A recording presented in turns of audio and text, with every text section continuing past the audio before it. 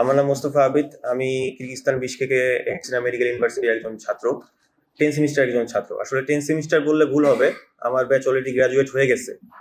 তো ভিসা জটিলতার কারণে গত প্রায় 1 বছর ধরে আমরা দেশে আছি। আমাদের প্রায় 150 জনের মতো ছাত্র দেশে আছে। তো ভিসাটা যে বন্ধ করা হয়েছে, এটা কেন বন্ধ করা হয়েছে, এটার কারণটা আমাদেরকে যুক্তিযুক্ত কোনো কারণ এখনো জানানো হয়নি।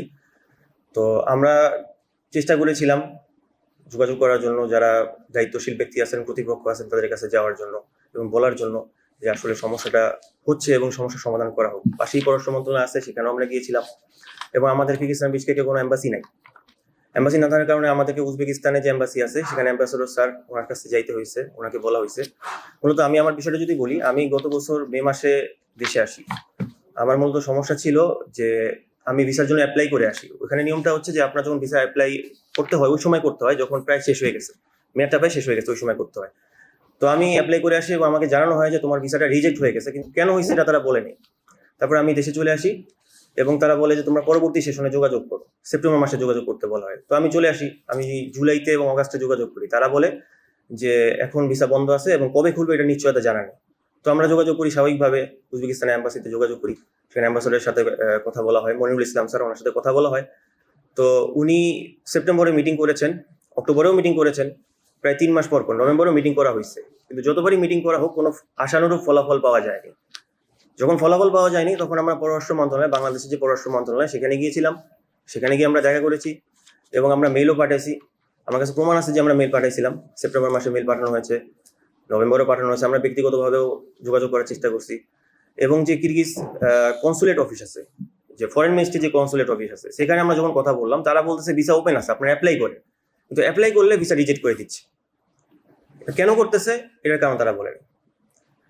তো এখন আমাদের দাবি হচ্ছে, আমাদের অনেকগুলো দাবি আছে, কিন্তু প্রধান দাবি হইতেছে যে মূলত এটা জানানো যে সমস্যাটা কোথায় হচ্ছে, কেন তারা ভিসা দিচ্ছে না। আর এটা দিতেই হবে মূলত যাদের আমরা পুরনো ছাত্র আছি, তাদেরকে দিতে হবে এবং তাদেরকে যাওয়ার সুযোগ করে দেওয়া হবে। এটা হচ্ছে আমাদের দাবি। আমি সাদরিল হুদা, কিরগিজস্তানে ইন্টারন্যাশনাল ইউরোপিয়ান ইউনিভার্সিটিতে অধ্যয়নরত, 5ম সেমিস্টারে অধ্যয়নরত বাংলাদেশি মেডিকেল শিক্ষার্থী। আমি বিগত আগস্ট মাসে দেশে এসেছিলাম আমার পরিবারের সাথে আনন্দ সময় কাটাতে এবং আমার কিছু পারিবারিক সমস্যা ছিল সেগুলোর ব্যাপারে ডিল করতে।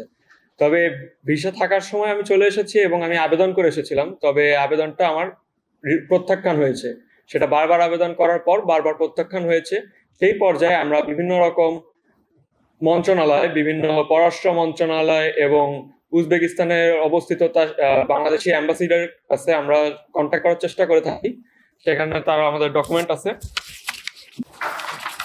এই যে দেখেন, মোফাতে আমাদের মেইল আছে, অ্যাম্বাসিডার তাশকেন্তের কাছে আমাদের মেইল আছে।